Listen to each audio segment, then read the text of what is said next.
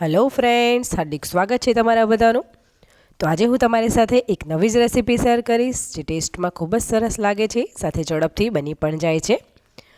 જો તમારા ઘરે કેળા વધારે પાકી ગયા હોય અથવા તો કોઈ પણ મહેમાન આવવાના હોય અને તમારી પાસે જો સમય ઓછો હોય તો તમે આ રેસીપી એકવાર ચોક્કસથી ટ્રાય કરજો, ખૂબ જ ટેસ્ટી લાગે છે। તો ચાલો જોઈ લઈએ કેવી રીતે બનાવવાની છે। સૌપ્રથમ અહીંયા મેં 2 કેળા લીધા છે। આ કેળા પાકેલા છે, તેની મેં છાલ ઉતારી લીધી છે। ત્યાર પછી અહીંયા મેં એક બાઉલ લીધું છે। હવે તે બાઉલની અંદર આપણે જે 2 કેળા લીધા હતા તે અંદર એડ કરી દેવાના છે અને ત્યાર પછી સ્મેશરની મદદથી તેને સ્મેશ કરી લેવાના છે। તમારે જો આખા કેળા સ્મેશ ના કરવા હોય તો તમે તેને ટુકડા કરી અને પછી સ્મેશ કરી શકો છો। તો અહીંયા તમે જોઈ શકો છો મેં સ્મેશ કરી લીધું છે। ત્યાર પછી હવે અહીંયા મેં અડધી વાટકી ટોપરાનું છીણ લીધું છે। મને પર્સનલી વધારે ગમે છે એટલે વધારે જ લીધું છે। તમને જો ઓછું ભાવતું હોય તો 1 ચમચી જેટલું ઓછું લઈ શકો છો। અને 3 મોટી ચમચી જેટલી ખાંડ, મતલબ કે 1/4 વાટકી જેટલી મેં ખાંડ એડ કરી છે। આ ખાંડનું માપ પણ એકદમ પરફેક્ટ છે, પરંતુ તમને જો થોડું ગળ્યું વધારે ભાવતું હોય તો 1 ચમચી જેટલી ખાંડ વધારે પણ એડ કરી શકો છો। બધું જ બાઉલમાં આપણે મિક્સ કરી લેવાનું છે એક સરખું।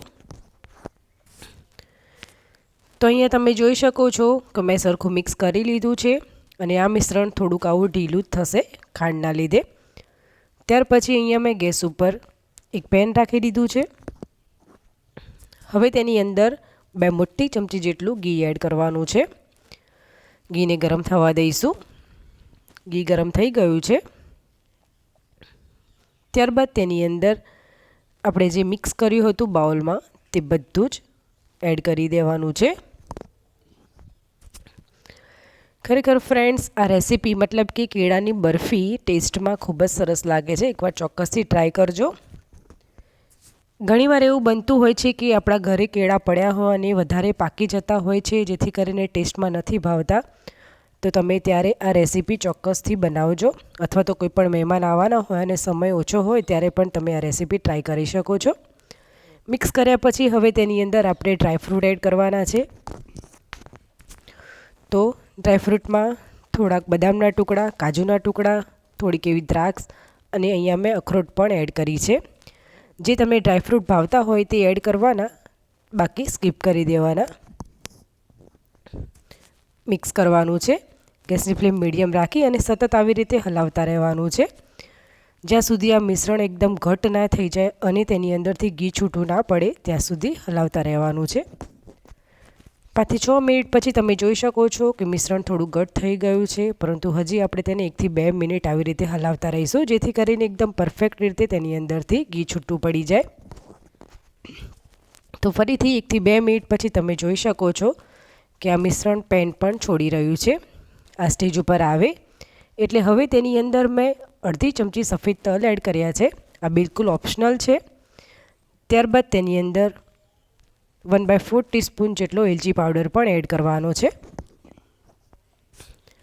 ફરીથી બરાબર મિક્સ કરી લેવાનું છે।